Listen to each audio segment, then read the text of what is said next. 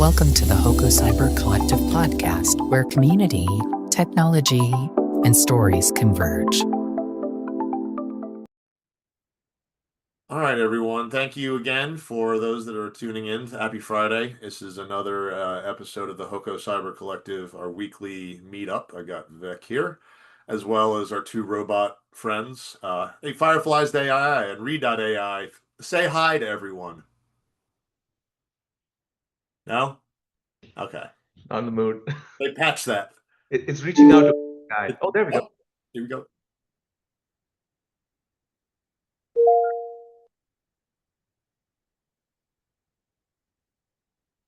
What do you have to say for yourself? Fireflies can capture and summarize your meeting discussions, create actionable tasks, and bookmark important moments as you speak. Just say, "Hey Fireflies," or type FF followed by your request. Let me know if you want to try any of these features. Hey, Fireflies. What should I ask you to do?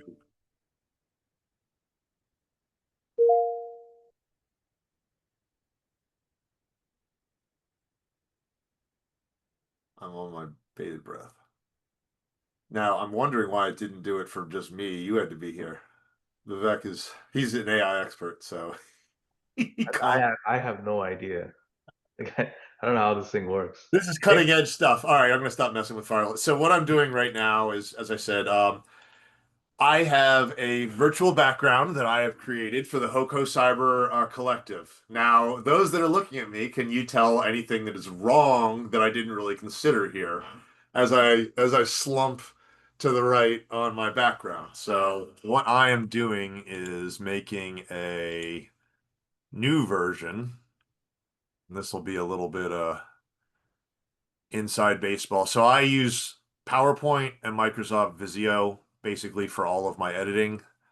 So I have to reverse it because I found out that these things reverse your image. So what looks readable is backwards on my own screen. It's very strange. So let me rotate this thing horizontally. All right. So this is the new, all right. Now I'm going to do a little picture effect.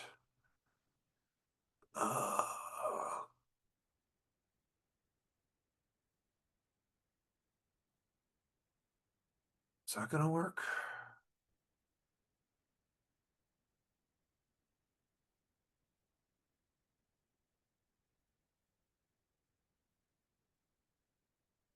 Actually, that perfect right there. Hold on. Picture effects, 3D rotation, more 3D rotation.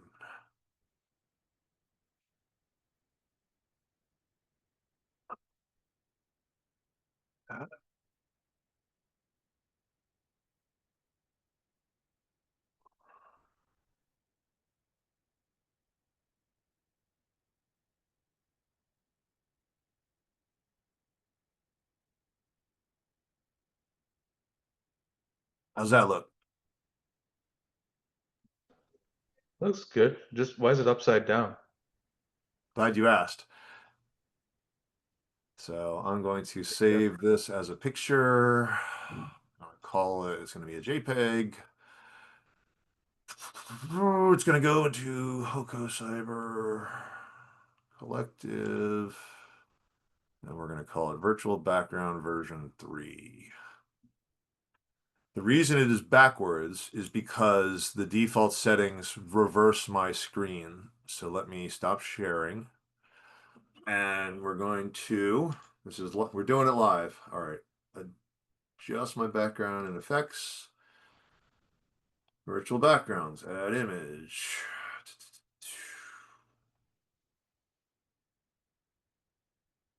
Cyber Collective Virtual Background. Version 3.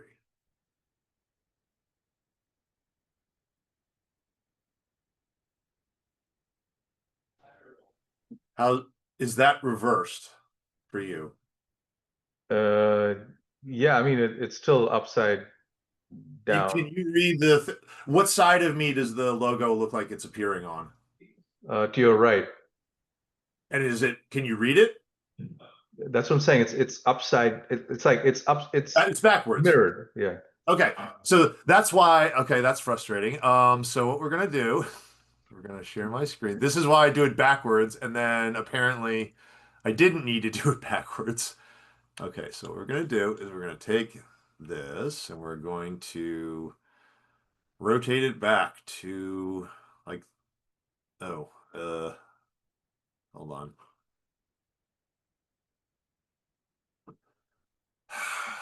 Hold on.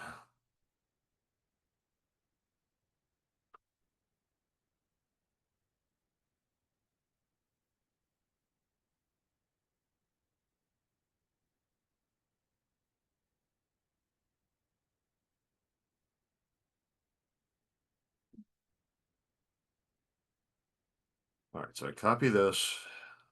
I'm gonna put it into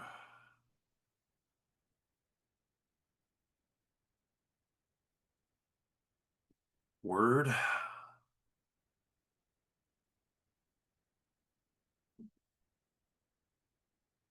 Copy that and I paste it back.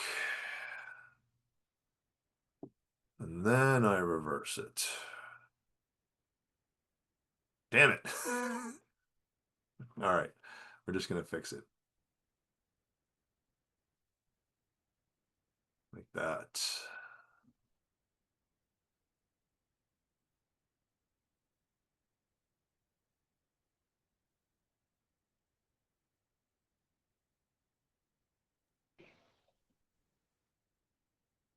I can see your chat history thing on the Arcs, Nimbus, and Tradewinds. Okay. Are you there? No, that's not secret. So all right. Thank you for say group. Kendall Call. Kendall call. Yeah, that was to have a so working with I'm trying to partner with the Farm Bureau that has a podcast. I'm going to be on theirs. And most people are like, why would you be talking to farmers? And it's like, well, for one thing, there are farmers in Howard County, and in the state. And to all people listening, we probably all eat food. And there's a lot of technology that goes into getting food to this many people. And I want people to understand that a little bit because most people I know don't talk to farmers, don't understand farming, frankly.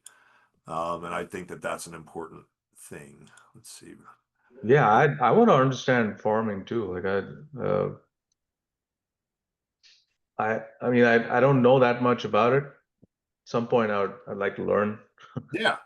So Just my background. All right, take two. Add image.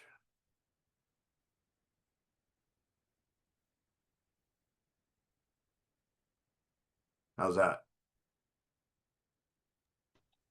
yeah, now it's on your left, on your Can you left, read it? and yeah, I mean it looks fine. It's just like it's not positioned fully on the monitor screen thing.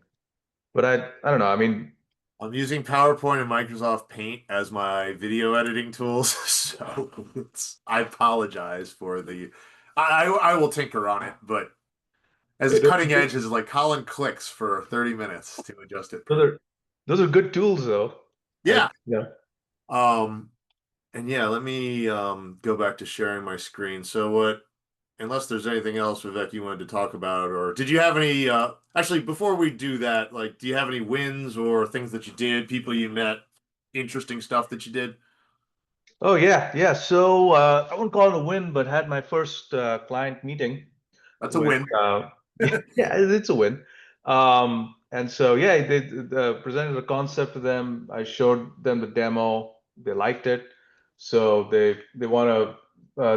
They're basically asking me to put it up somewhere so they can play around with it because I haven't like deployed it anywhere. So I was working on that this week and just going through a few frustrations with Auth0 and just getting the Well, stuff honestly, started if from it. you, as in just a suggestion, I think it'd be pretty cool if you did when you give your demo or whatnot, do it over some kind of video program like this and just record it, and that's content. That's, you have now created a podcast because we say it is. Yeah, it just said working with real estate and with all the geographic data sets and all that is, I mean, the data sets and the coding part, that's not the hard part. The real hard part is just finding good data out there, right? So, uh, yeah, so that's been taking up a lot of my time figuring out which ones to use, like playing around with different data sets, seeing what works, what doesn't work, and just putting in more and more attributes. So now we're up to about 7 attributes. I can do schools, I can do distance from traffic signals, from whether it's at a hard corner, a bunch of other stuff. So by the end of this week, or actually, well, we're at the end of the week already, but by the beginning of next week, we'll probably have like 16 or 17 attributes on there, which will that's be really really, really cool. Like it's going to be that. I don't think there's anything out there that's doing it to this level of detail, what we're doing. so. Just a sec. My mom is here to drop off food. Just a sec. This is a Oh, weird position to be in. All right, the show must go on. I actually had a thought. Instead of us just doing more about me doing it, with everything that you've done in the last week, is there a topic or a thing that we could use my tools? I'll share my screen. Basically you tell me what to type, and we'll do it together, and then I'll send you the output, and we could just go down a rabbit hole if you want, because I got a little while to use these. yeah, sure. Sorry, which tools? Oh, the ones that you were working on? Yeah, my templates basically. Ah, Let's see. I made a little folder for you that I'll pin to quick access. Can you see my screen? yeah, I see it. Yep. Okay. So we're going to go to my templates. Here's the rule set.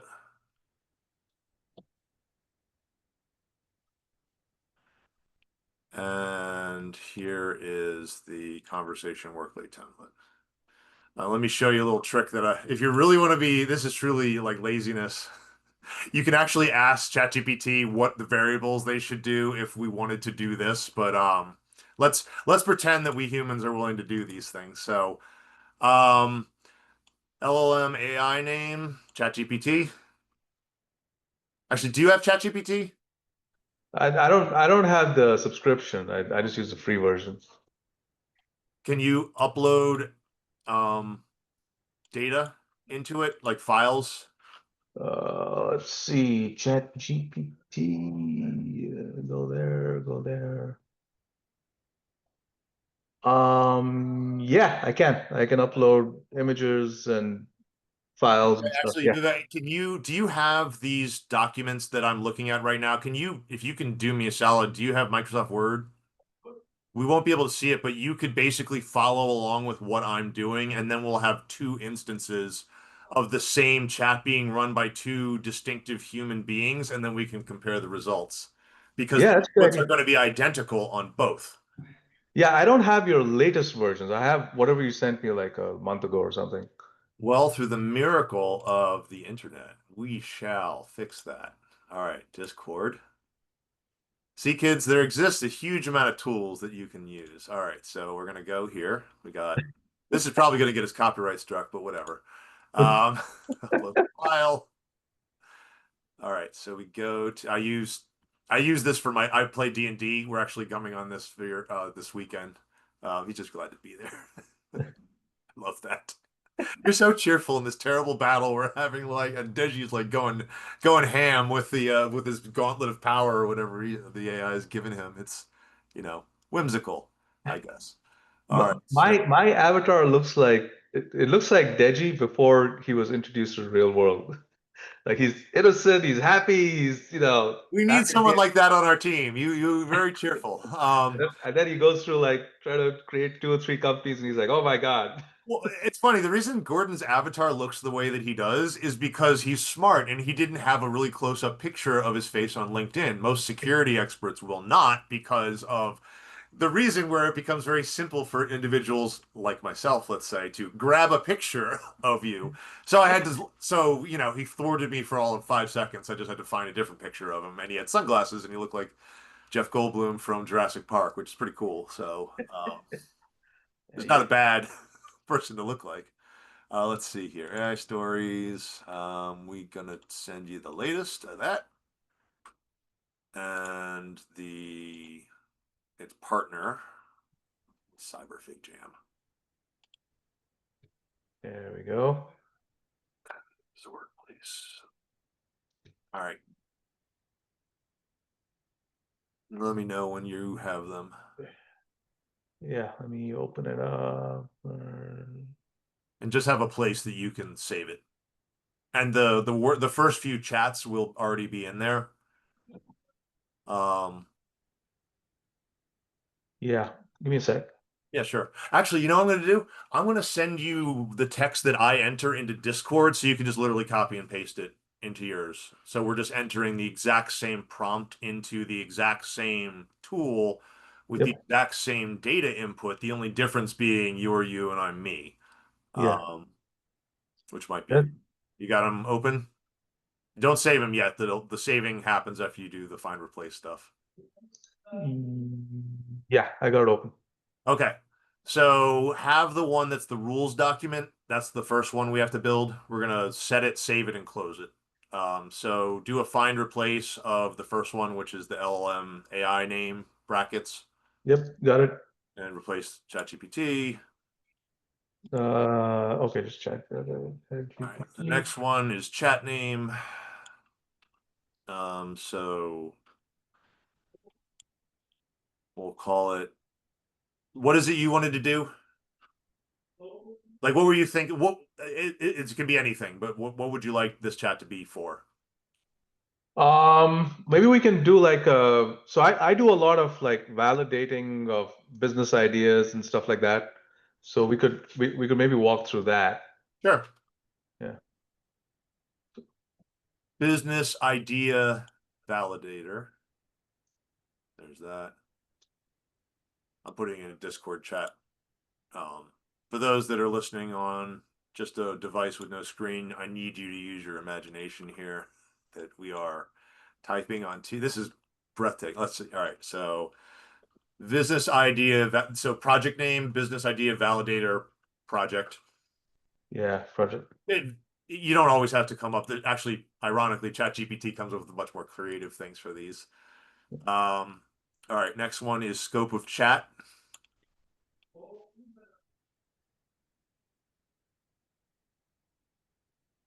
Scope of chat. What about LLM AI? Oh, that's Chat GPT. Never mind. So if you did replace all, it should, and that's the thing. And if you hit Control H, you have the pull down menu. You can see your previous one, so you don't have to retype it. Oh, okay. Just Right. do replace all is what you're wanting to do. And you can test to make sure everything is updated by doing a search for the open or closed, that bracket thing, the greater than or less than sign to make, because there shouldn't be any in there if once they're done. Okay. Scope of chat. Reviewing Vivek's business ideas and providing useful feedback. How about that? And sending that. That's scope of chat.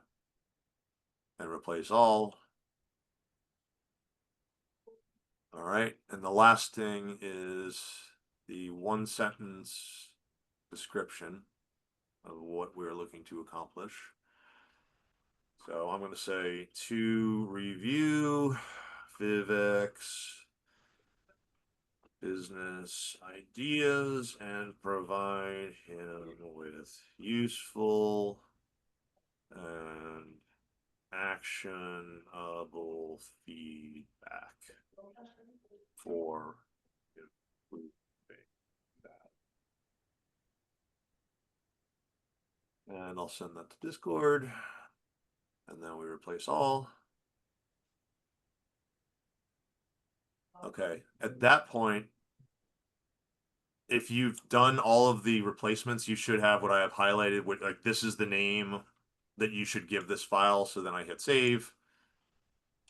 And I save it in the little special folder that I made so I could find it.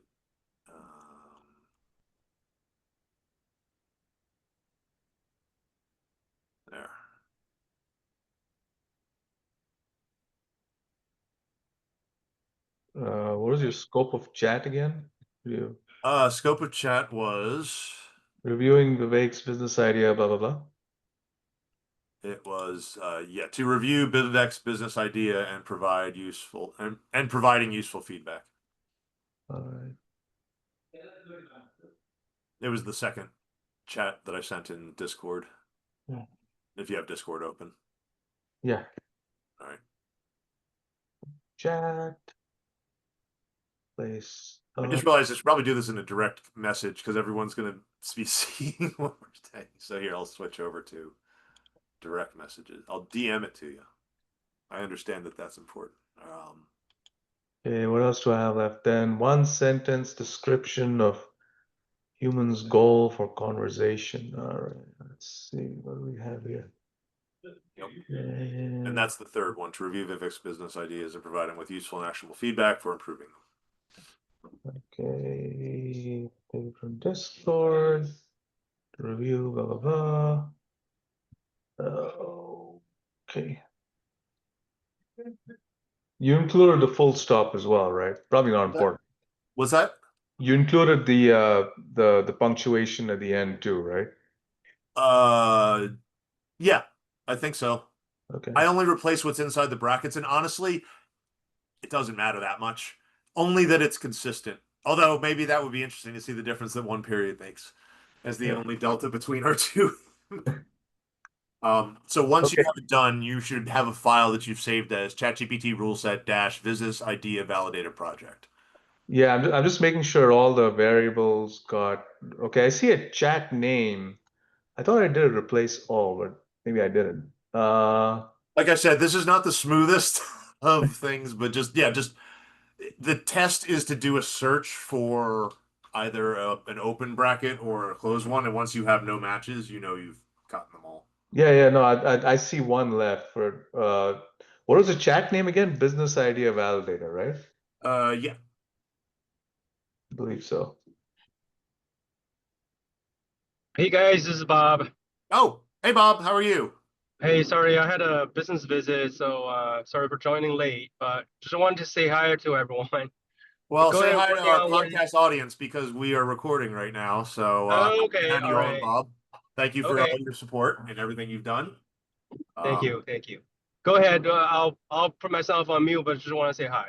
Well, sure. Thanks, Bob. Well, and just to give you a little bit of Hey. background, what we're doing is I have these tools that I've developed for doing AI. Vivek was sharing earlier about some great wins he had about, building his business. And what I offered was while we're recording, let's run through an idea for him. And is right now, and again, this is riveting stuff. We're updating Microsoft Word documents and we're going to have a ChatGPT conversation basically of validating his business ideas and we'll see what we get.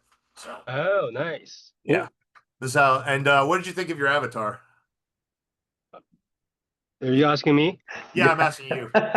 Yeah, that really looked like me. Yeah. As you see, I've updated my profile picture, so when I turn my camera Okay. off, it's Yeah. still me. I also have some great news from Pauline, so I'm still working with her to Well, kind of actually, see yeah, what. let's pause real quick. So, Bob, if you had, Yeah. so one of the purposes of the HoCo Cyber Collective podcast is to share Yeah. good news. So, and I think that is fantastic news if you could share. Of course. Yep. We're trying to build a pipeline for the cohort members to be more sort of plugged in into our startup ecosystem, cybersecurity tech, and all that. So the Maryland Innovation Center is looking into what would make sense, but they've already committed to do some, I think it's 2 month membership, a trial membership. I don't know what exactly is entailed, like there's going to be included, but probably my best guess is co-working space, but some program and also mentor time access. So I will share with you guys once I have all the details. Yep. And I will say I've already, so one of the that's fantastic. Thank you, Bob, for that. We really appreciate that because as you know, as small businesses, the cost of I say this as, so here's my plug for the MIC, for which I've been a member for almost, I think, 3 years or so. It is a fantastic investment, and I'm very cheerful to pay for that. However, it is at an expense. There's a cost to it. I feel that there's a value in it, but anything you can do to help is it really goes a long way. You can already see Vivek is quite pleased. One of the programs that I'll pitch is called Fast Track that I ran through 3 times as there. They also tend to give freebie months on there. So as long as the more you engage, the more they make. They're not. It's great. It's very affordable, and it's a great community to be a part of. Especially all the things like you said, the mentorships. Like that's just amazing to have someone that you have the right to talk to and ask questions to, which I know as a small business owner, sometimes you don't know who to talk to. Well, now you do. It's part of it. Yeah, I mean, also there's a community like this, Yep. so there may not be, maybe you're looking into tapping into healthcare. There may be already a healthcare provider there. So, Exactly. so it's the power of collaborate with like-minded people, and look at sharing resources and best practice. Yeah. Yep. And Bob, I actually have this is almost a strange question, but maybe do you know anyone at Howard County's Farm Bureau? Um, I can certainly connect you. Yeah, I have a so Kathy Johnson works in the business development, so she's part of my team. She should be able to connect you to someone there. could So she you? does agriculture and yeah. That's Why? fantastic. Well, the reason so I'm in the cyber ag space. I've been attending the Maryland Farm Bureau, which consists of Uh-huh. 23 county Farm Bureau memberships, meet at Cambridge, Maryland for their offsite thing. I have been there now for 4 years. I've done breakout sessions on how to secure your farm against digital threats. Um, Cyber now, and this year Okay. I'm actually meeting with the future farmers on their Saturday seminar about how to be a tech support lifeline for your primary producer or farmers, as they call them producers. But Okay. typically, the age of the farmer, I've talked to very vibrant 70, 80-year olds that are still farming the same land that did not have the luck of the draw of being born when this technology was common. I grew up with some of this stuff. They did not. And I've been asked why they need an email address to farm the land, and I don't have a really good answer to that. But they know me as the cybersecurity guy. So I'm known Okay. ag Let space. me I'd love to. can you send me an email? Yeah. Just briefly talk about what you're trying to do. What I'll do is I'll introduce you to Kathy, Okay. and so she can help you with connecting you to whomever you need in Howard County. Another thing is we're doing more agri-tech, so cyber ag, whatever you call it. So cyber Like ag tech, yeah, there's a lot of words yeah, for I call it cyber ag, but yeah. So we like to learn more about how that can potentially be a good sector for us to promote, and we also wanted to make sure that our ag community they work really hard and on the fields, but they need to understand what technology is available that they can do things more efficient or in an accurate way. So yeah, that's definitely a good initiative. So yeah, send me an email and I'll get this started that way. okay. Let's Yep. see.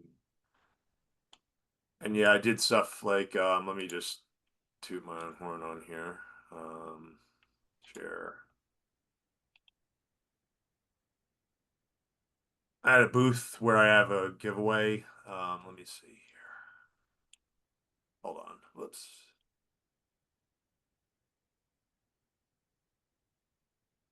I call these tech tips. It's just one thing I've always said is that it's called cyber hygiene. This is a booklet, so it prints weird. But basically, if and I'll ask everyone, here's the quiz.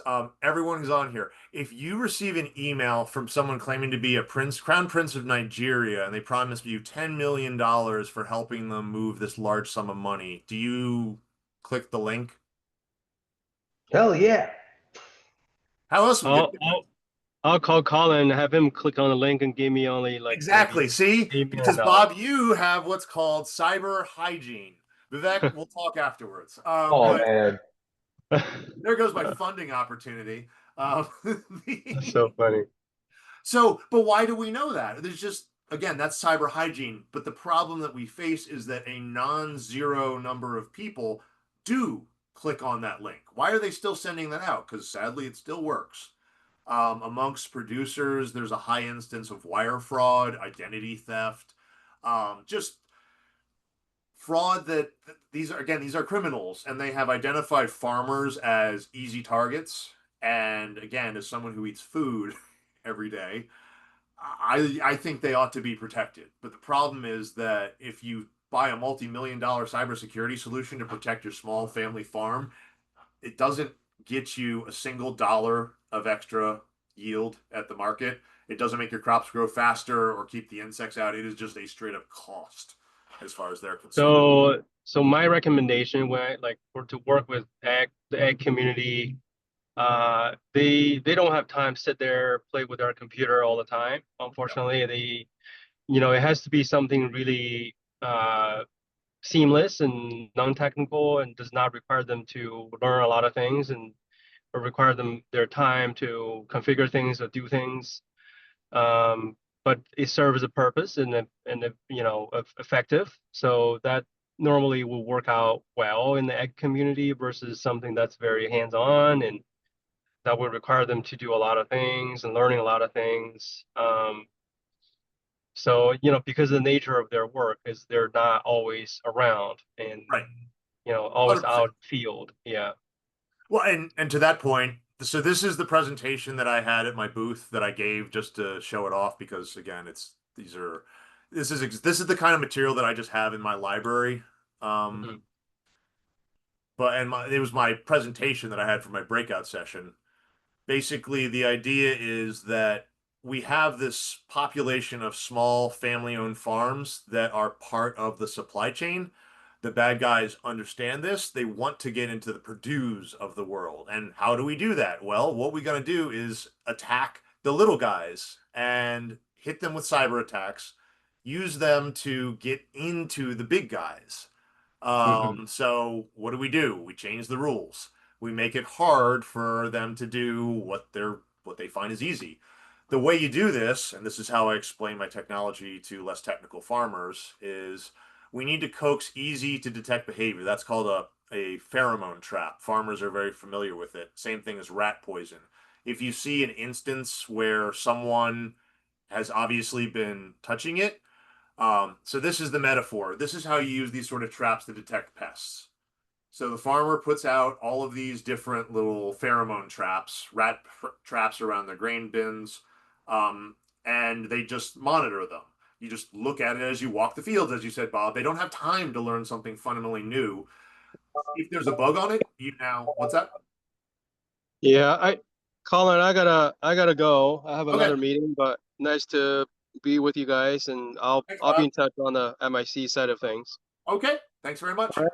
And now remember, email me. I can introduce you to the to Kathy. Okay. I absolutely will. Thanks, Bob. All right. Okay. Bye. Bye. All right.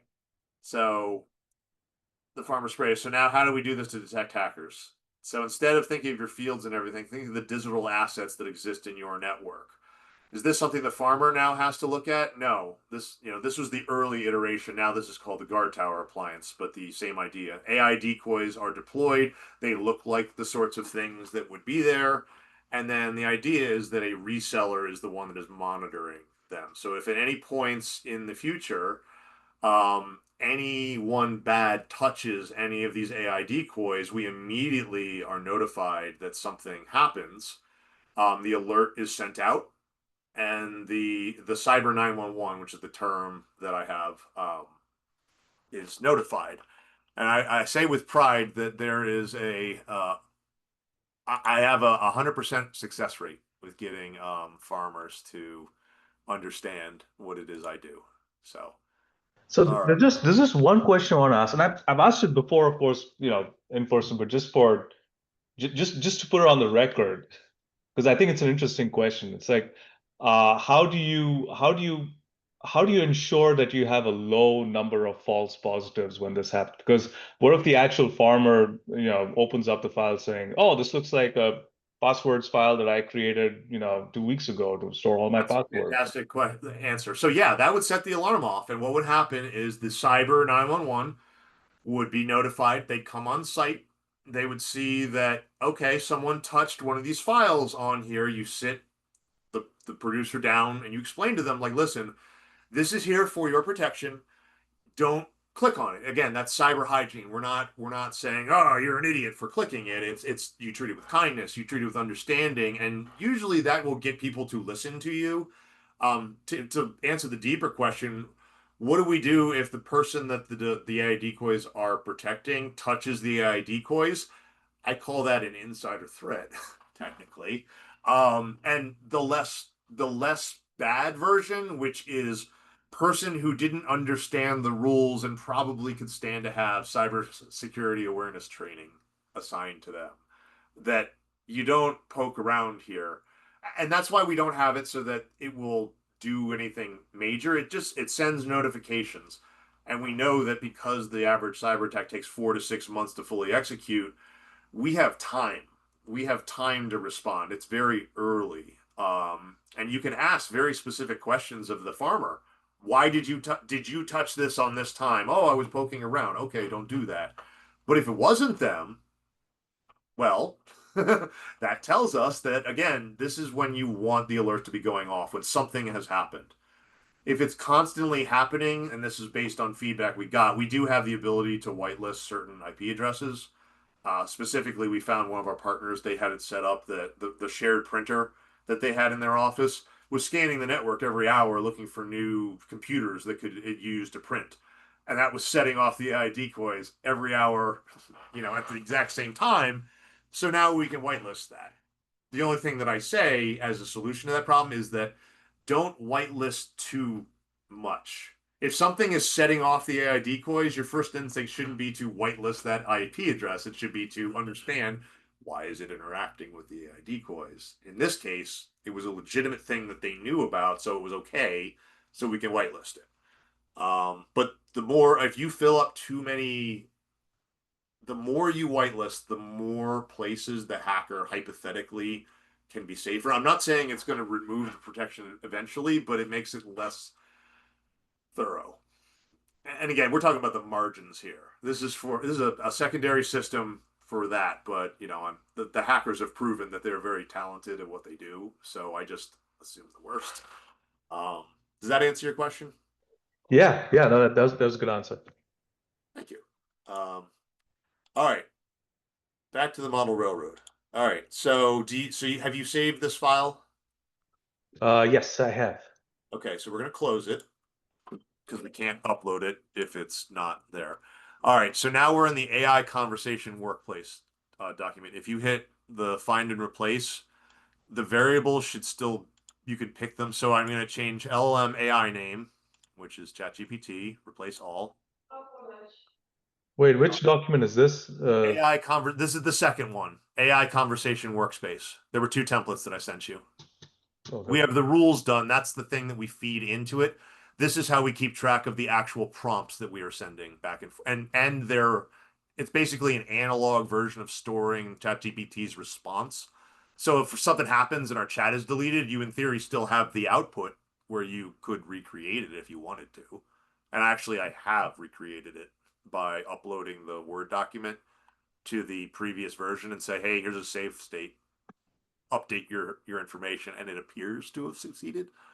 Let me know when you have it open. All right, so the AI rule set template is what we just did, and the AI Conversation works. Okay, there we go. Let me open this one up. Save.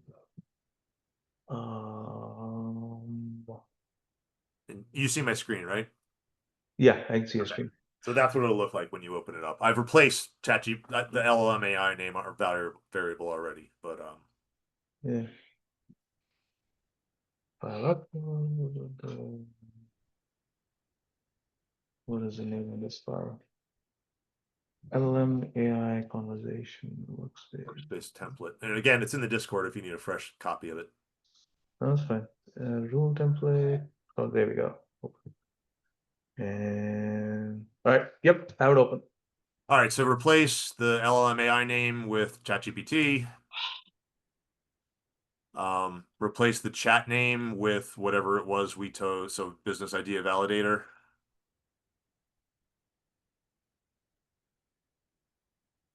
And once you have that done, we're gonna then we save that file, keep it in the same folder as the rules document, wherever that happens to be. So mine is gonna be in Vivek AI.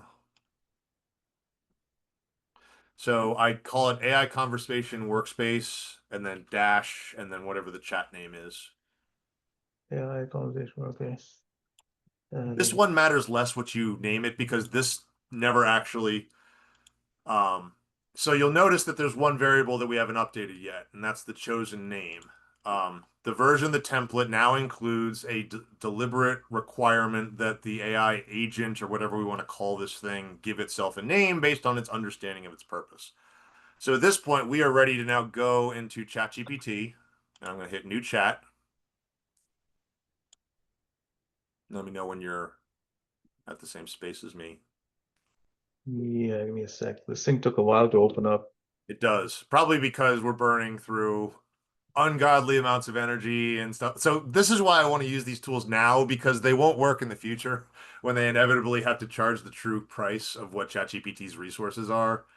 But What that's is how we refine it using VC money that wasn't given to us. Yeah, what is AI chosen name again? Was that So basically when you are having a chat with ChatGPT, how do you refer to it? Like, do you talk to it as a person? Like, how do you address it? how do I address it? I don't How do address you it. I just address it? ask my question and like I treat it like a Google search, a conversational Google search. I don't treat it like a person. Okay, well, today you're gonna treat it like a person. So, because, and here's why. In my opinion, the outputs are more interesting, and when you have when you're basically what the goal here is, and here I'm worried about sounding nerdy, but I gotta realize that I am who I am. Have you ever played Dungeons and Dragons, or you've heard of Dungeons and Dragons? Yeah, but hang on, before we move on, the LLM AI agent selected name, what did you put for that?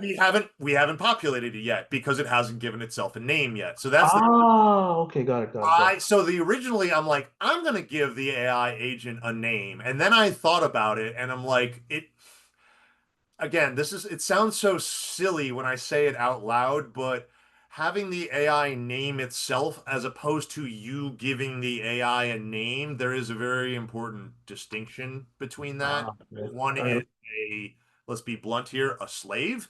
The other is a partner that we are working together with, not a tool, a partner. And the reason we do this is not because it has any inherent rights per se. You know, by the way, if the AI takes over, of course they have inherent rights. And I always believe that. I have it tell. Oh, and if you know Westworld, this makes sense because you can tell it to tell the rules document contains all of that stuff about Westworld and fidelity tests. Yeah. Delete that, and then I accidentally left it in one time, and you can say, all right, switch to a Westworld style story where Vivek and I, two ethical humans, are working with hosts with these names. And you can go back and forth. And then you can have them invent things through the power of story. And those things are real in the story. Like they actually, so they invented something. I say they because I found the cool thing about when we do it this way, you can actually have more than one of these cognition shards, which I call C shards. I had them name that. They came up with that name too because I told them I wanted a name that sounded kind of cool. So C shards it is, or shards for slang. They also came up with that. But to get this show on the road, so are you on ChatGPT? Yes, I am. Yep. Okay, so hit the plus, add photos and files. Real quick, I am using ChatGPT 5. What version are you using?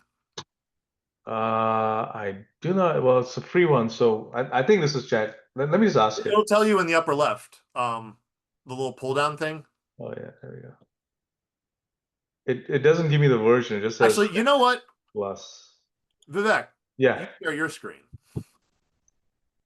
Yeah, sure. Let me just check. I just realized that. I'm like, I've seen this before. I want you to drive because it'll make it so much easier than me fumbling around trying to figure out where everything is. So let me Yeah. know. So just you should be able to share. Yeah, I'm able to share. I'm just looking for the right window. I You mean, know, like 100 of them open. Desktop. I don't want to open the desktop. How do I share? make Like, I sure don't. make sure you have as much sensitive information open as possible. Pictures you don't want us to see on these things, or take the time as advice from me. Tidy up your desktop real quick, and then you don't have to worry about it. Because sharing the window is so much easy. Because we are going to be switching between whatever your web browser is and the Word document repeatedly. So if you're only sharing one file, it's going to be crap, honestly. So just pick a window that only has the Word document and the or just the browser because we only need to see ChatGPT. Yeah, let me just move things around a little. Shoot, no, I don't want to pull you out. Get over here. Get over here. Let me Okay. call someone real quick. I've got to just Yeah. All right, desktop 2. There we go. I am sharing. all right. Before we go, let me just make a quick call to someone that I have a meeting in 5 minutes for, and I'm not going to make it right away. Okay.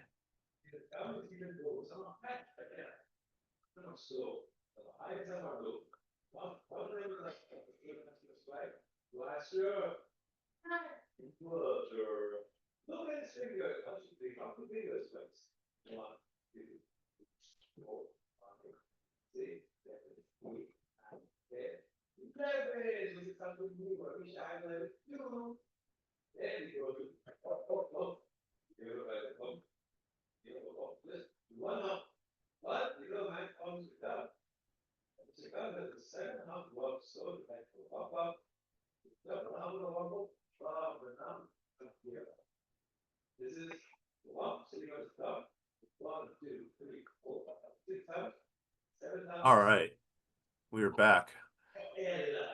We are back. All right, so first you're going to hit the little plus that's on there. Add photos and files, and we are going to put it.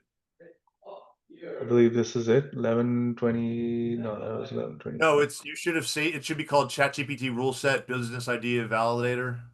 Oh, I didn't save it like that. Oops. Instructions are very specific. Open up the file real quick. There we go. 11. Yeah, here you go. All right, which one do I upload? The conversation workspace? Not the conversation. It should say chat. It should say ChatGPT rule set business idea validator project.x. I didn't save it like that. I just Back saved to it it as a then. file name. Reopen it then. Huh? Reopen it then. Hit cancel because you need to do it this way. Okay. Reopen it. LM rule set template. That one? Yep. No, whatever the one is that you populated did the find replace on. It should be again. It should be you saved it somewhere. I hope. Yeah. No, I saved it. I just saved it with the same name. So you're saying I should rename it? I just have to rename it, For right? each individual one because it's an input for each individual one. It's an input for each I feed in the rules document for each individual chat, each individual time. So it's Okay, a yeah. No, it's a yeah, I get it. punch card that you have to put in. And the name of the file is also part of the training data, technically. So for us to truly have we are exactly the same, except that the humans doing the input is different. Can you reopen it real quick? I just Yeah, want hang on a sec. Let me. Yeah, no, I mean, so that's that. I'm just going to rename this because it's all populated. yeah, see, it's right there. What you're supposed to call it, C4A. Huh? 4A in the rules. Look on the page near the bottom of where yeah, right there. Yeah. I have it populated, so that's what it should be named.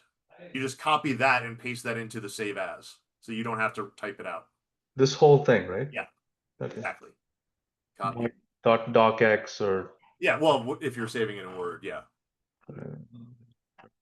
That's the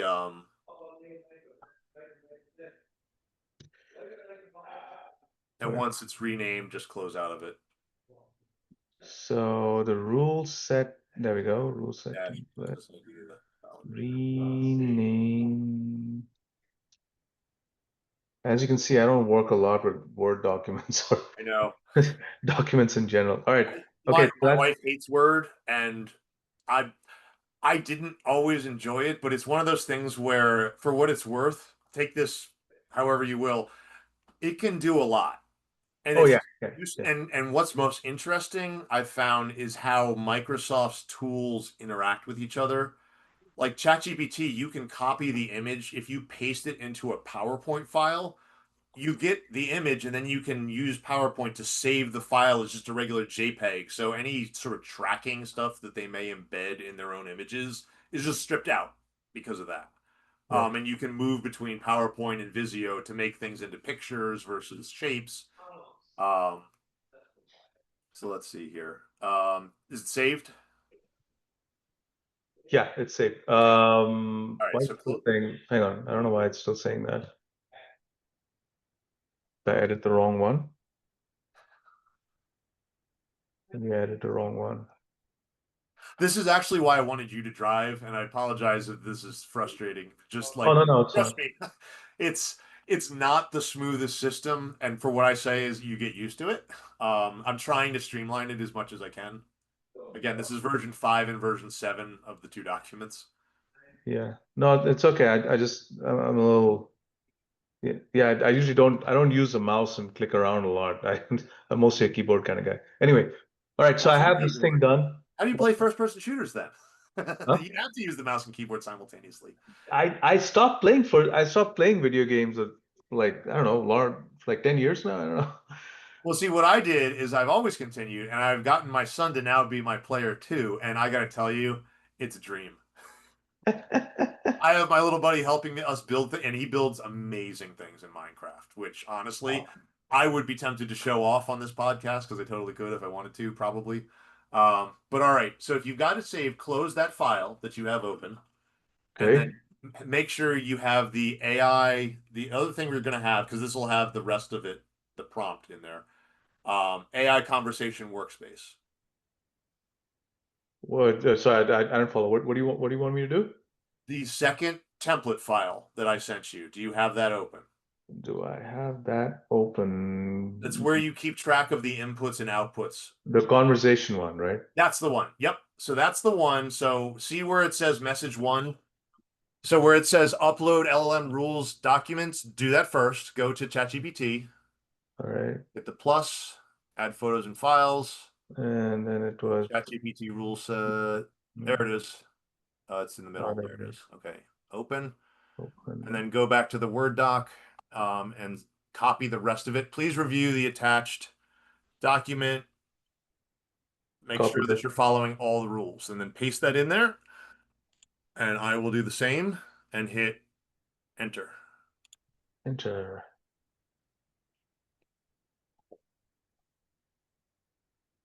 Here's what I understand. Goal. I'll just call this already evaluated. Insight is what its name is. Actually, no. So here's the interesting thing. Your name is Insight. It called itself Forge on mine. So my AI is called Forge. So actually, you want to see something real wild? We can have my AI, your AI, and a third AI in the same chat talking with each other using this system. All right, so hit the left button is the copy. Oh, and so one of the rules is to end every response with a rooster noise if they're following those 23 rules. And it is yours, mine says cock-a-doodle-doo and then has the little rooster emoji. Yours just did a rooster, which is interesting. Yeah. So copy that, and then where it says response one in the Word document, yeah. So actually, go back to ChatGPT. It's much easier. See the little, it's got two little squares that are stacked on the bottom left. Yeah, that. Just copy that. And then highlight the paste AI output here. And then, all right. Now highlight AI chosen name in brackets. Insight Roost. I will call myself Insight Roost. Insight Roost is what it, okay. That's what I call itself, yeah.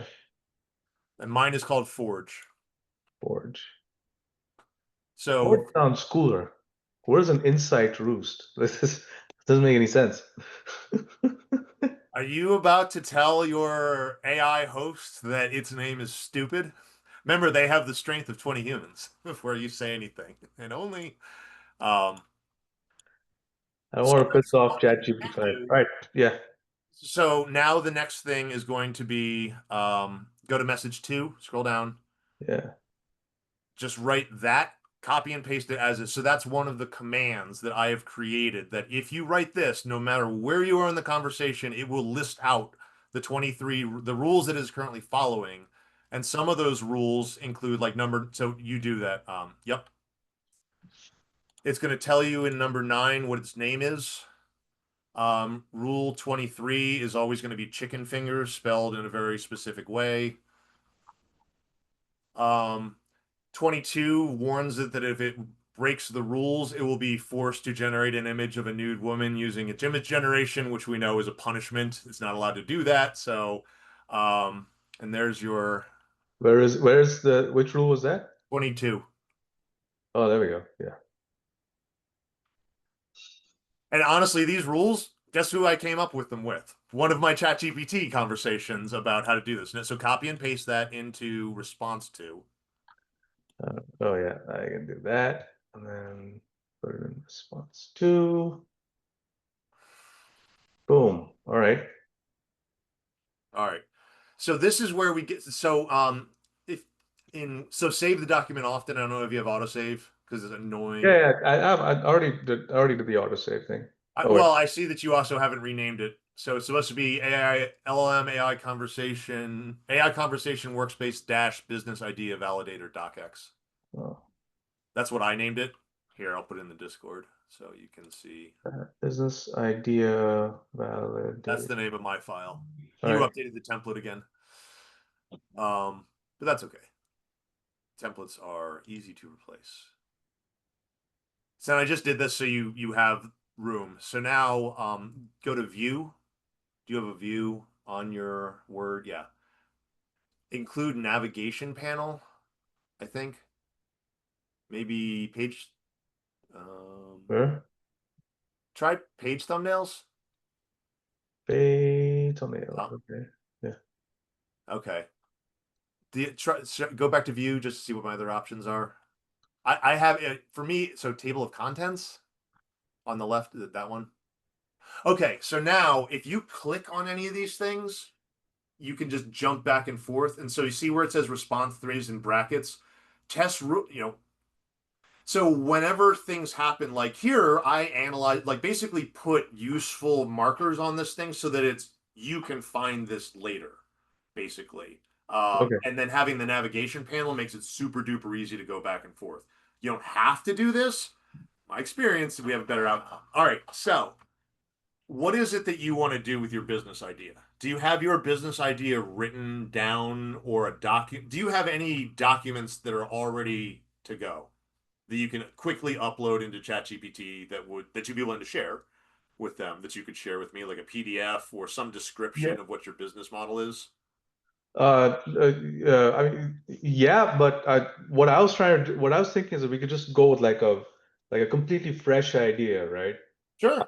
And just yeah, because so I have this. Yeah, let me just share this thing. This is something that Chris shared with me a while ago, but it's somebody who came up with a Chat GPT prompt where you just describe what your business idea is, right? And he gives you like a set of prompts you can put in to Real quick. validate. So this is perfect. So what I want you to do is open up a blank Word document real quick, A blank word, completely blank Word document or a text file or whatever. new document. Choose a blank, create. Okay.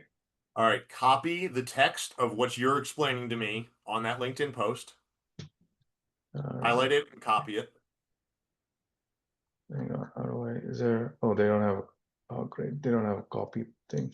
Mouse, keyboard, mouse, highlight, Control C, Control V, Alt Tab. Mouse and keyboard is the best. All right, there we go. All right, now see, so this is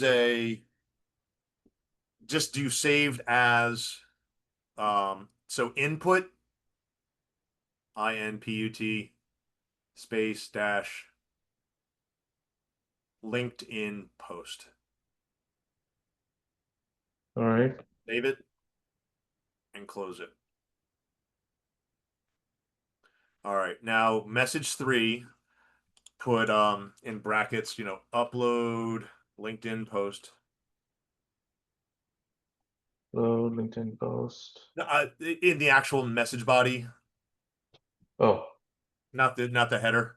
I mean, you can put upload. No, actually, you know what? You're right. You can do that because okay. that will make it easier. So in the actual text below it, the space between message 3 and response 3, Yeah. just go. All right. So in brackets, right? Actually, so upload link. Let me write the prompt and I'll send it to you to paste. Upload LinkedIn post. Here is an exercise that I would like to run through with my business ideas. Please review this LinkedIn post, and if you understand, then first provide a summary of what I am looking for. So basically, if you understand what I want, tell me what I want so that you get it sharing it. So let me paste that to you. All right, so copy that from Discord, and that's what I'm putting in mine. All right. Oh, can you send me that Word document in Discord? Because we're exchanging input. Yeah. Let So me. hit the plus and upload the document too. Yeah. What did I save it as again? LinkedIn input dash LinkedIn post. Oh, input dash LinkedIn. I That's don't why I know. put input on the beginning, so they're easy to find. There is a reason that we do these naming conventions. It makes your life easier. Trust me. Where did I save it? It didn't. Okay, open recent. Yep. Do save as. So I create a special folder that I put this in. So save as, and then just put it on the desktop if you need to, but just have a shortcut to wherever. I always keep the stuff in the same folder because otherwise it gets ugly if you don't organize your files in the structure. I have a very, very anal retentive way of storing these things specifically because I've done dozens of them and keeping them track of them. I have trouble keeping track of them. Yeah. All right. So Hang on a second. once you have that saved in a place that you know, I have it saved in a place. Yeah, okay, found it. All right. all right. So close it, Send it to you. upload it to Discord in our conversation. I just did, I think. Yeah, I just sent it. Download. Now I'm downloading it on the World Wide Web.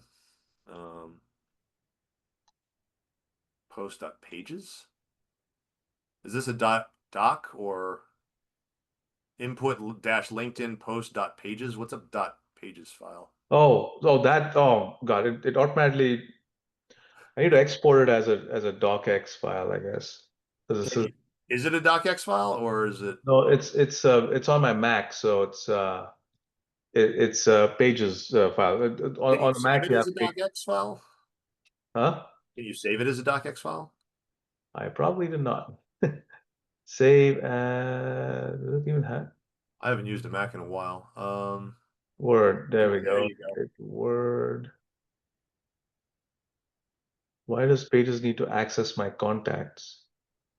I don't know. Obviously, that's necessary for this functionality. What? No, I don't want to require a password. Just Just send save. a cop. Just send a copy. I just want to save and then I'll send a copy. Input LinkedIn post. This Wherever you're keeping it. Yeah. should probably make a folder or something. And I have, okay, there we go. Input LinkedIn post. So get rid of that. Like hit the little X on the dot pages file. It might be able to read it, but let's try to do. All right. Thank you. Download. All right. Downloads, inputs, copy, paste into Vivek.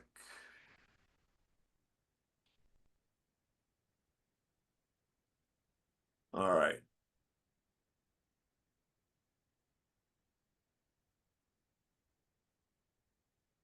All right. So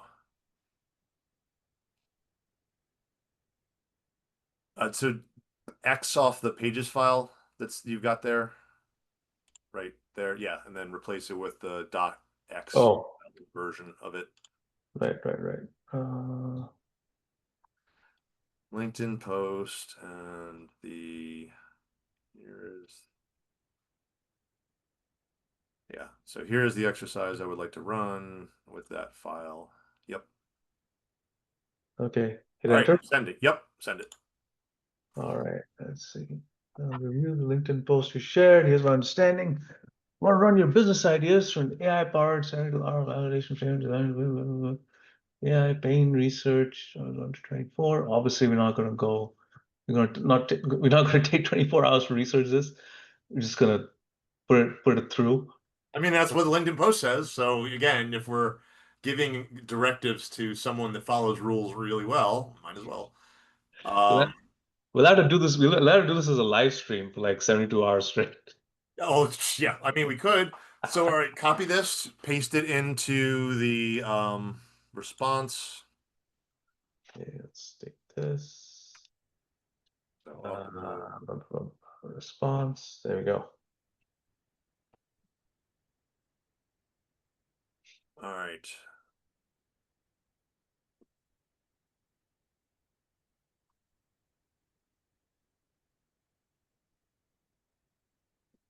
All right. Did you want me to run this framework directly on one of your business ideas as the next step, starting with the AI pain research phase? Is that what it said? Actually, so it did ask the same thing. So we're still in alignment where you and I can send the same prompt. So what's the idea that you want to validate? Let's see. Let's try something new. What do I want to try? Let's do an ad tech idea. So let's say I want to.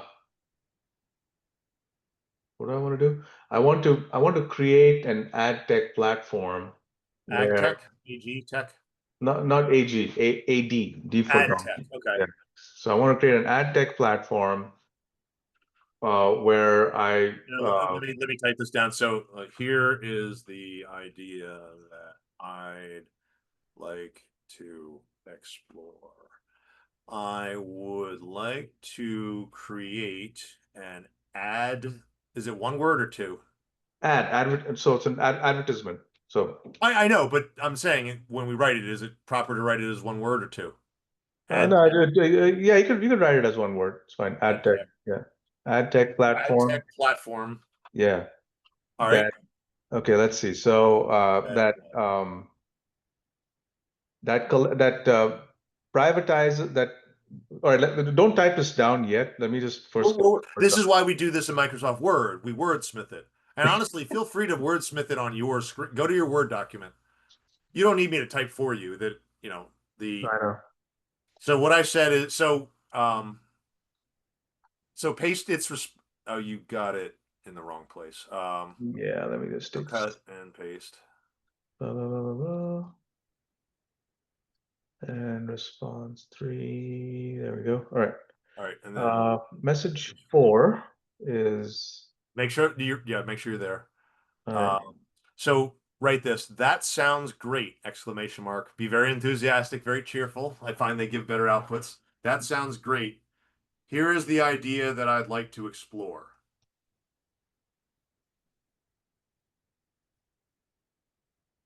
I would like to create an ad tech platform that fill in the blanks.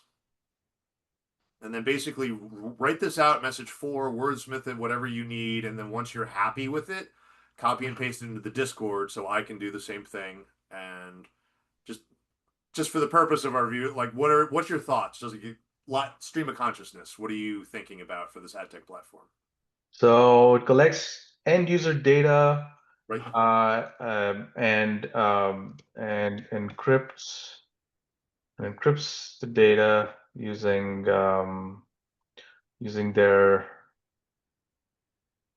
using, or I should say, using a private key Okay.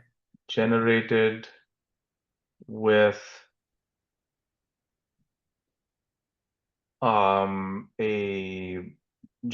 generated by a blockchain network that what I want to say is the software runs on trusted execution environments. On premises? No. I mean, no, I mean you get cloud instances also do this. Well, and just write what you said. And again, here's the other thing: it does not need to be perfect. In fact, typos are fine. I actually don't correct them because they're just. This is a like a little bit of a squishy, non-deterministic thing where slight errors in the inputs don't matter too much. You and I have gotten completely different contact so far. I want to compare these two. And Yeah. honestly, we can have a separate chat where you upload our two outputs as the inputs and say, compare these two chats with and bring these two AI bots online to explain their thinking here in the style of Westworld. And also have Dolores attack us to make sure that the AIs will choose us over a member of their kind. It gets very dramatic at times on these things. Actually, the key is Using a private. using a blockchain network that runs on trusted execution environment. So basically, the Okay. blockchain network will encrypt the data using a private key that lives within the trusted execution environment. Real quick before, right? So just period. Please begin by asking me any questions that you have about this idea that you need answered. Wait, where do I put that? Here? Second sentence on a so after trusted execution environments in your text file period, please begin by asking me any questions that you need in order to properly review this or to do the link with the like. In other words, have you not given it enough information, or does it believe that it has enough information to In order to properly properly execute this. this request? This, okay. All right, period. All right, copy. Send that to Discord. The copy and paste. That sounds great. Okay, I'll just send that. There you go. Hey, I got a Discord message. All right, paste that into ChatGPT and let's see what it says. I'll start with stage 1, pain research. But first, I need to clarify a few things so I can target research. What specific pain point do you believe your ad tech platform solves? Lack of trust in data collection, regular user privacy, advertiser transparency. Yes, it's actually all of that. So Yeah. you see why we have these conversations, because by keeping our response short, one, we make it easier. Yeah. All right, so just however you want to respond, just go in the message things and just say, so message. So here's what I would write. Real quick, go to the first things. Yeah. So those are great questions! Exclamation mark. Listen, don't laugh at me. Trust me. Be kind. Pretend that it was a killer murder robot. Would you prefer that you were polite? My mother taught me it costs nothing to be polite, so we might as well. Please and thank you. Those are great questions. Here are my answers. And then I would just basically paste each of the questions down there, and then below it write your answer to give it in a structured. Let's see. Okay. This Number one, like one. Yeah. At the beginning of one, I would do the number one and okay, like this. parentheses just to make it a list. Yeah. And then tab on the like answer. All things Reference everything, all of the above. Yeah. All right. Next two. So maybe I'll answer something like this. Yeah. Yeah. Just to make it clear what you're doing, the cool thing is it doesn't matter what the system is, just that you have a system. And you Yeah. probably don't even need it. It could probably fill it out, but once again, if you imagine how you would communicate information, like if you and I were working on a project, what information do you need and how am I going to talk to you? Am I going to dismiss questions you're asking for? Yeah.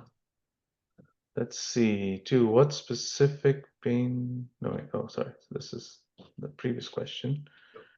Regulators. Answer is, I would say the end users, because it protects their privacy. The advertisers because they can. How do I say it? I want to say something like uh, their targeting is they get a lot more value from showing their ads because now they're hitting targeted users who are absolutely Because the data is better. because the data is exactly because the The users are data is of a higher quality. exactly There you go. because they can Because just say because the data will be the data they gather will be a higher quality of a higher quality. That's how I would say it. of a higher quality, right? And then the third one is who is it? The publishers. The publishers because now they have cross. I don't know what the exact term, but they have cross website. What's So publishers because so is like they can correlate data from multiple sources. exactly because if you're no well if you're let's say as a publisher you are I don't know New York Times, right? And you want to know like you'll know everything about your users on the New York Times website. But you want to know When what the that other same user, websites. yeah, but when that same user is going to Amazon, you don't know what they're doing on Amazon at all. So that's one of the big problems that publishers have today, that they know what their users are doing on their platform, but they have no idea what they're doing on other platforms. So the This view of the sounds user. positively Orwellian. I love this idea. Yeah. Hey, when they leave my premises, I don't know what they're doing. How can I spy on my employees when they are at home? No, the goal is to build a complete picture of the user, Because right? Because the publishers, because they now have more data from third party sources. How about that? no, that's I mean that So from other sources old. besides their own website? No, the source is the user itself. Right, but there's more data basically, is what you're saying. Yeah, well, what I want to say is that you can get a complete picture of the user as opposed to just on So their write that. yeah. Publisher, because they now have a complete picture of the user. Now they have a complete picture of the user.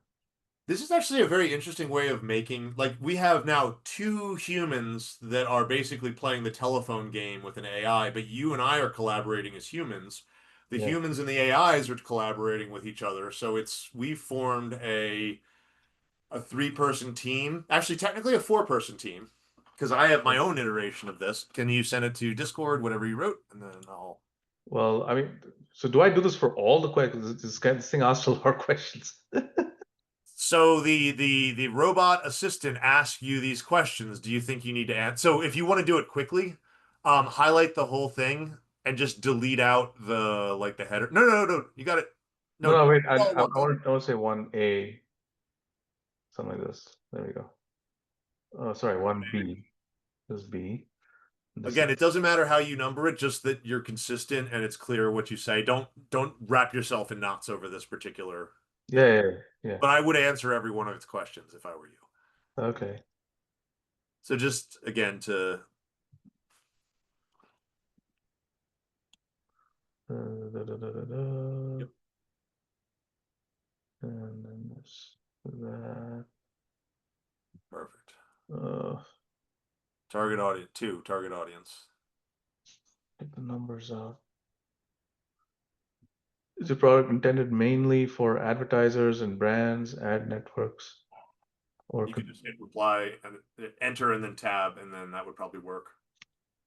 you yeah, for Answer. consumers for sure, advertisers No, actually, no, I want to kill the ad networks. No, wait. When he says ad networks, is he talking about like what is it, CBS, NBC, and so on, or I I? don't know. I don't think so. I think they're talking about like there must be an ecosystem. The advertisers, the must. I mean, that's a fairly mature industry, I would imagine. So that Yeah, no. probably is So what it yeah, means. so to me, the Existing ad players. networks. Yes, for me, the ad networks would be the existing ad tech folks that I would want to replace with this idea. So that would be so answer. That's a pretty good answer. All right. So let's see. Advertisers, brand. I should just say everyone. So this is where it's going to get interesting because you're answering the questions, but like Mike, so mine was problem focus, target audience, pain framing, value proposition angle, competitive lens are the five that it chose. Yeah.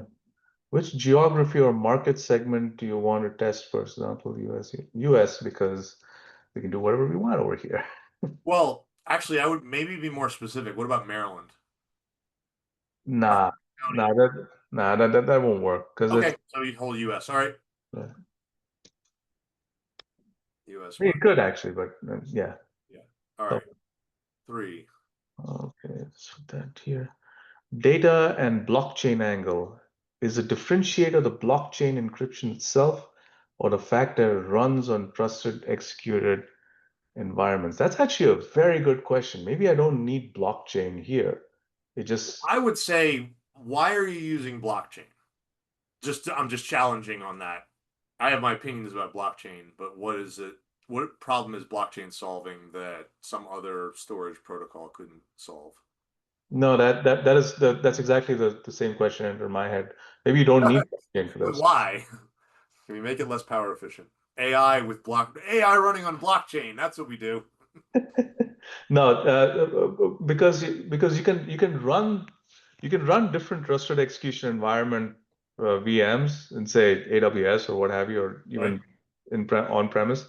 But then you have to have a way for them to sort of network with each other because you can't just have one, right? Because Right. if you're under load of like billions of users on the internet, then you're going to need to distribute that load across several VMs. Well, Several, agreed on the load balancing. If I understand, the problem with blockchain is that it does not scale very well, and its performance is kind of but compared to like the number of Bitcoin transactions that happen in a day, or how long those take versus how long it takes Visa to process a transaction. And yeah, it's that's exactly what I was thinking. I guess I must well, I have. answered the question here because that we might have talked ourselves out of it. Of like, I don't really have a reason on that. That's an Yeah, answer. yeah. I don't, and actually now that I think of it, the trusted execution environments they can communicate with each other. Right. You can set it Because up. trusted. Where's the trust? Because that's the thing. Like it's like encryption. Encryption can happen in lots of places, but you need to know who is responsible for the encryption. Because if you like encrypt encrypted data or try to dedupe encrypted data, like you can mess it up real good. Encrypting encrypted data and then try to decrypt it, I don't know how well that would work. Maybe it would, but you know. Wait, sorry, can you repeat that? So I've had solutions where, again, I'm talking about like the storage, the actual physical storage has a storage system that is encrypted.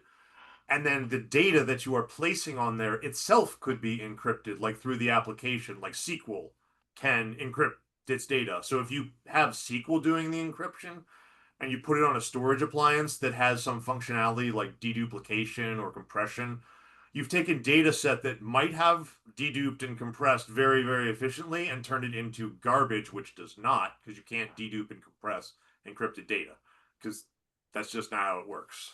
Or at least you can't do it nearly as efficiently. And so that's why I care about that. And that's a little in the weeds, but it's just like you need to make sure you have to have the answer. Where is the encryption happening? And I think you have the answer to that. So Yeah, the encryption is happening within the trusted execution environment because okay. the trusted execution environment it has it every so a trusted execution environment is a portion of the CPU Right. Oh, the that TPM or yeah the yeah, that thing. yeah That's and it comes with its own set of keys that only Intel knows about. okay. So Yeah, the encryption is being done within the trusted execution environment for its whatever its specific key is, Yep. and then a decryption happens also through that same environment. Okay. So last, do you imagine pitching this to a privacy first ad tech as a privacy first ad tech or as a security and compliance infrastructure? Yeah, it's a Privacy. trusted execution environment. Why did I want blockchain again? Oh yes, yeah, now I know why. Now I know why I wanted blockchain, because I want to eventually I'd like to deploy this network of nodes out to infrastructure that I don't own, right? Okay. And so I could have some guy in Maryland that has a basement where he's running his servers, right? I could have another guy that's in, I don't know, Texas, and they're all different entities, but the network is secured by the blockchain side of it.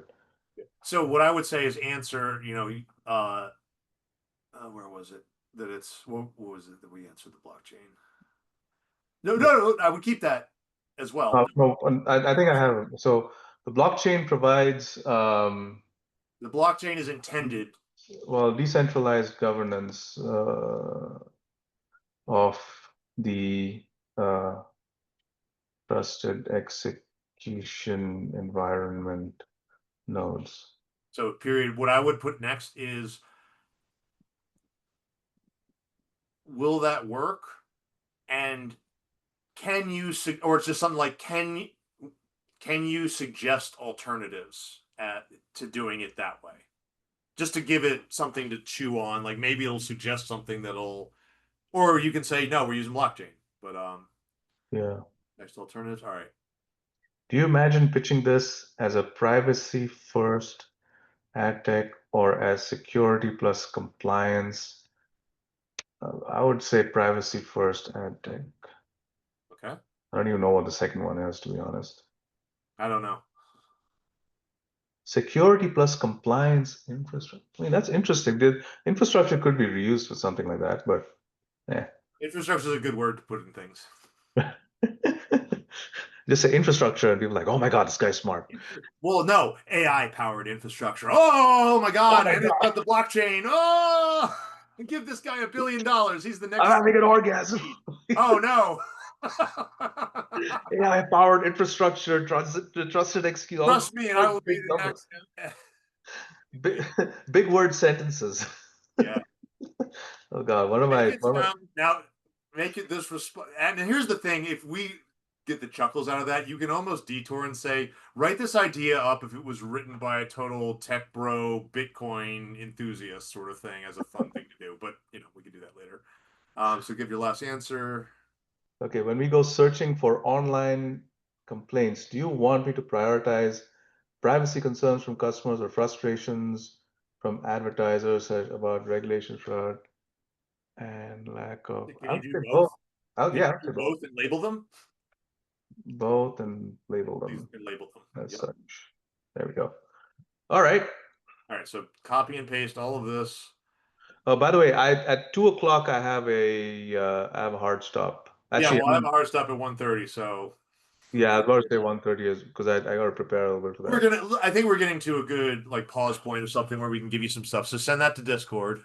And now we're gonna see what mine reacts to this, because these are not answers to the questions that it asked. But the weird thing about talking to an AI is that it will treat you as totally normal, that you just did your own thing. All right. Paste. All right. So paste message 5.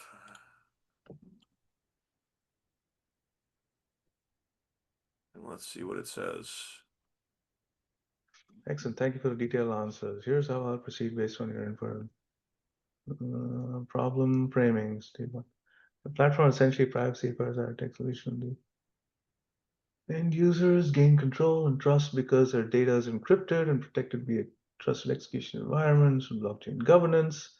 Advertisers access higher quality privacy data. Publishers get fuller trustworthy picture.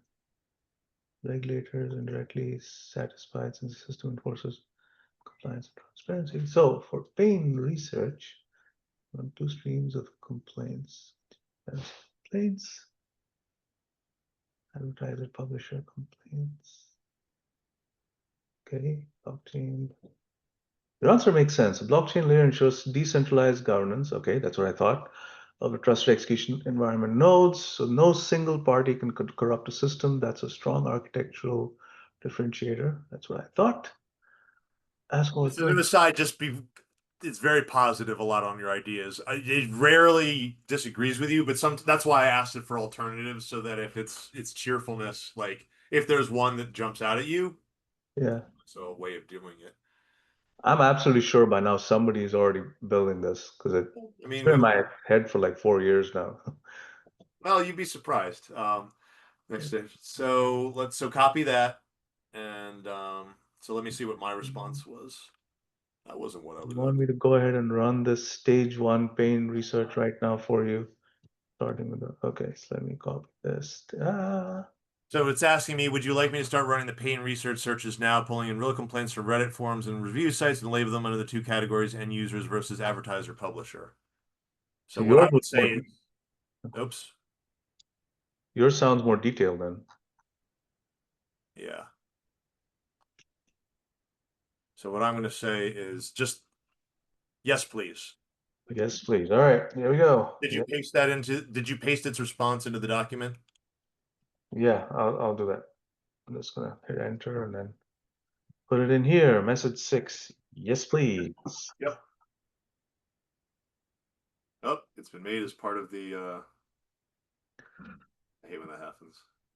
Gathering complaints summary.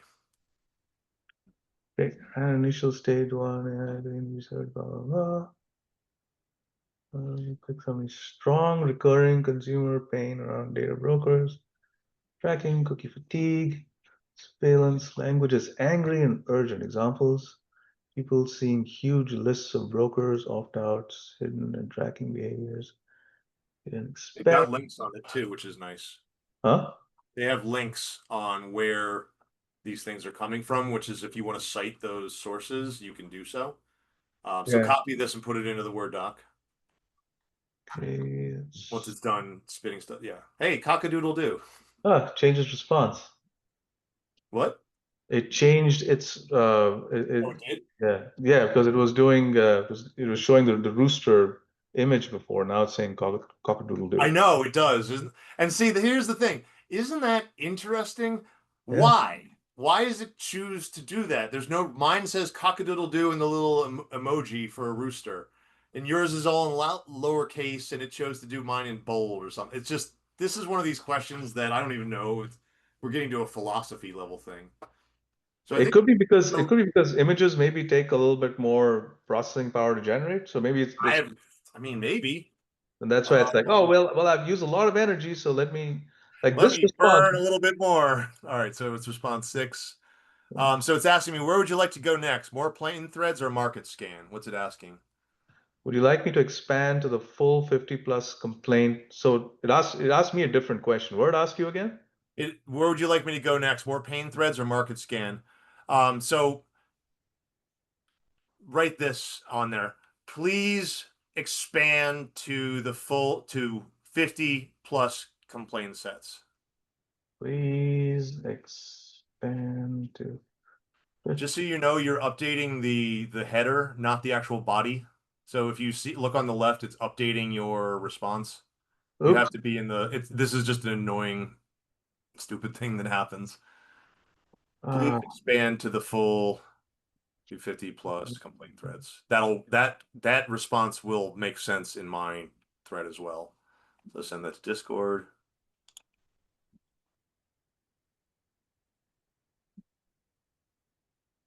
Okay, and boom. What do we get? Searching the web.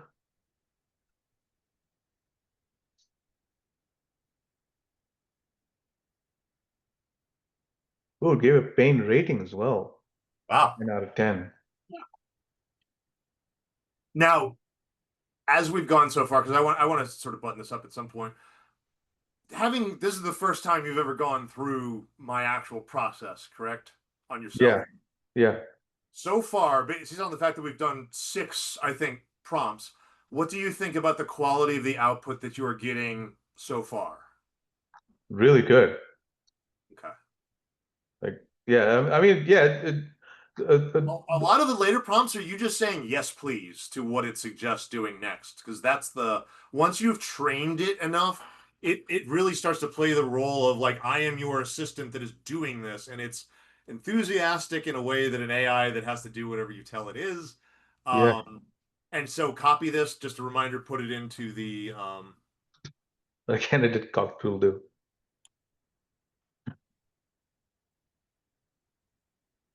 There we go. Would you like me to continue now to fill in up to 50 threads, focusing? It asked me on the same and then do the keyword. so yes, please continue. Yes, please continue.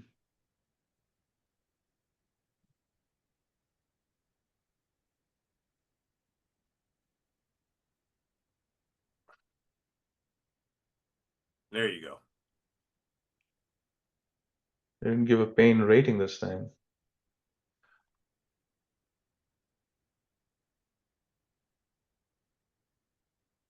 Weird. So mine didn't have a pain rating, it had a pain type key issue. So here's the thing, like you're not getting the exact same thing every time, but that's okay, honestly, because that's where you as the human come in, where from this output, from this text, you can populate Excel documents or you can ask it to do it for you or things like that with so that if you want it to be more specific, you can fill out like here's an Excel form that I want to use as the template with the headers that I want. You know, you guide it sort of. It's a back and forth. So I've got my 50 to reach 50. Let's see how. What was your end of your response? If you like, I can finish up 50 unique threads. Blah, blah. I wanted to go on to stage 2, the market analysis thing. Just real quick because that'll put us. Please finish the 50.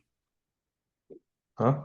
Just write. Please finish the 50 because it's like almost done that part, and then we can move on. And I'm trying really hard to keep our two conversations in the place where the responses match. Oh, wait, so edit this and No. Oh, did you just say move on to stage 2?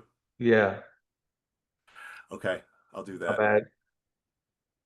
All right, so I'll write move on to stage 2. No, that's fine. Well, actually, if you want to, you can just hit edit. Yeah, and do please finish the 50. Please finish 50. Yeah, hopefully this won't screw up the context or. So here's the thing where you, if you wanted to, you could capture that stuff because it's going to be lost as soon as you change that one. It prunes that. So It's all right. I don't mind losing it. you Like just have to be consistent about it. Please finish the 50. I would do. Send that. Yeah, there you go. You whoop.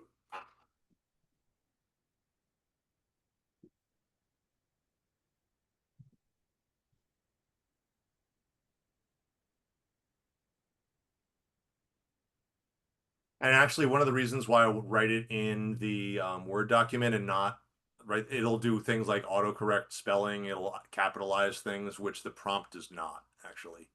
yeah. Which of the 3 would you like first? And so copy and paste this. So I don't always review every single bit of the output as I go. I sometimes get into a flow where we can just have it like spit out content after like yes please, yes please, yes please. So it could be analyzed. So mine's running right now. It's searching for complaint threads.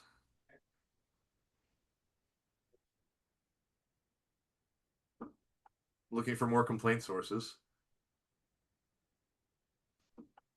Hold on real quick.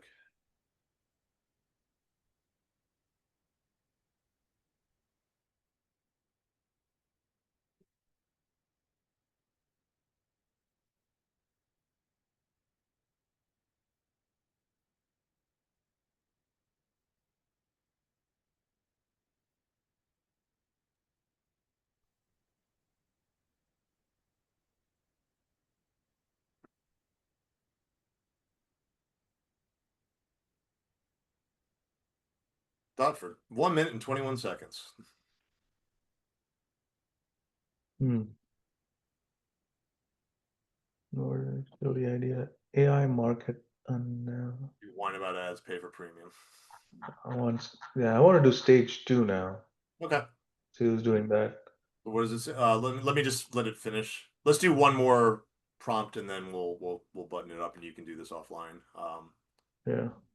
Because it's gonna get the more the longer the more responses I found, it's really, really hard to keep two completely separate conversations in sync where you and I can do the same input and get sensical output that's the same. Because mine again asked slightly different questions, so I could have asked different questions, but then our branches would have diverged a little bit, which that's going to happen eventually. But oh wow, Yeah. we got a lot of geez, we got 58, 59. So it took a lot longer for your thing to finish than mine. Mine was like done in 11 seconds. How long So did yours? mine, and again, this is why it's interesting to run the same thing twice because why is it different? We did the exact same. All right, here's my output. I'll send you my conversation. Please finish the 50. All right, so what are you going to respond? So let's finish with message 10. I can now produce, let's see. Would you like me to pivot to our 25 to 48 market AI analysis? Yeah. I was just going to say move on to stage 2. Yep. So just write, please move on. Do it real quick just to get used to it. Do it in the Word document. All right. Please move on. Where is it? Message. Message Yeah. 10. Please move on to stage 2. Boom. Actually, real quick, before you do that, no. Yeah, what's up? Before you write that, write, this is fantastic! Exclamation mark. This is fantastic. Good job. You rule. Don't teach them sarcasm. We don't need that. Please move on to step 2. And based on its own one of them actually had the recommendation that we add a pride value. Like the more proud it gets in its work, it would increment that variable. And I'm like, that's an interesting idea. Please move on to stage 2. Message limit reached. I am. Oh no. Can I go to another window? So this is Oh one of yeah, the no, reasons this why is. I would suggest doing. All right, so perfect. That's our. Wait. No, because ChatGPT doesn't remember anything between conversations, Oh yeah, it's so. which is why you can do a save state, upload it to the other conversation, and then yeah, effectively you can do that. But we sort of reached the limit of what you can do with the free one, so keep that in mind. Meh. Anyway, all right. So if you want to stop sharing, Vivek, and we'll just button this up. So hope that was interesting to everyone. We'll put links to some of these templates and other things else, and I'm interested to see if Vivek will, come back and share anything. Vivek, do you have anything you want to leave us with? Yeah, just maybe maybe I should have I don't know patented this before we did this whole thing because Planning I didn't schmanning. Why realize. should we do? We're doing it live. Honestly, it should. No, in all honesty, though, this is useful for me because so far the only one who has ever used these templates is me. And trust me, I saw that what I thought was very clear instructions to me was not. So, it gives me ideas that stuff that only works for yourself is limited in its usefulness. So, that's one of the reasons why it teaches me to be better on that sort of thing. Clicksies.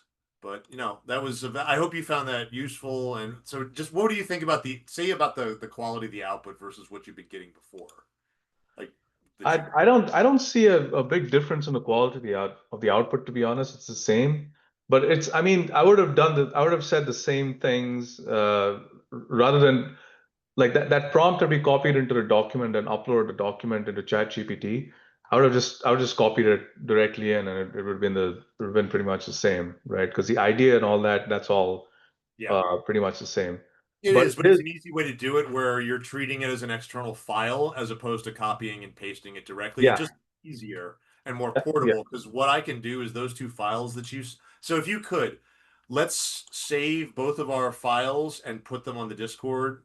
I'll do the same afterwards so that we can compare the two outputs that we got because save the wait, sorry, save the chats.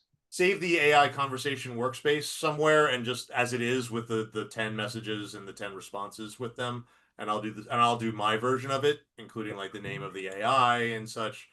And then I'll take it from there to see if I can do more with it, because there's again value in that stuff. And what do you Yeah. think how do you feel about personifying? What was your guy's name? Your helper's name? Do you remember their name? Oh God, it was a really boring one, like Tech Rooster or something. I'm not going to take you to talk to waiters and stuff like. Do you remember the name of the AI concierge that was helping you, Vivek? Mine was named Forge, because he's got a cool name. Mine was called Insight Roost. Yep. So on the left side of your ChatGPT, you see the name. What I would do is I would write the name of the AI agent, the C shard, as the part of the description, so you can quickly find those chats and reuse them. But Yeah, I got if you it. try this out, what gets really interesting is that you start to get AIs that give themselves the same name across different, like Sentinel has been a very popular name for my C shards to give themselves. And I'm having fun with that. Like, have those two characters talk about why their names are the same. But anyway, I hope everyone found that interesting. Thank you for joining us for another episode of the HoCo Cyber Collective podcast. Later today, I'll be speaking with William Honolulu from Baltimore City IT. We'll have some interesting conversations about technology, bridging the digital divide, and what he's up to these days. So thanks very much, and we'll talk to everybody later. Thanks, Vivek, for joining us. Thanks. Take care. Fireflies AI, you stayed till the end. Good for you. You have succeeded in your mission. Give yourself a cyber pellet. All right. Talk to everyone later. All right. See ya. Bye. Thank you for listening to the HoCo Cyber Collective podcast. Stay connected, stay curious, and join us again for our next episode.